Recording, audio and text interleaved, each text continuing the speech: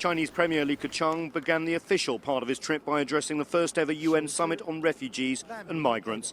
He stressed the need to treat every refugee with respect. This issue is a humanitarian crisis, testing human conscience.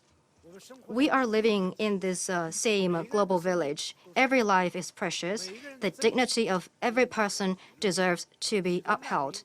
Not since the Second World War has the world witnessed so many people fleeing armed conflicts, now more than 65 million.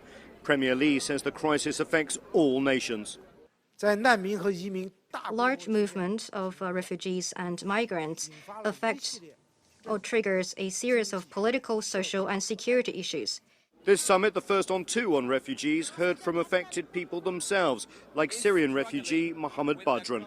From the time I arrived in the Netherlands, I saw how even Europe is struggling with the growing number of refugees. There is intense public fear about refugees. As young refugees, we face this anger and fear every day. Premier Li then met privately with US President Barack Obama.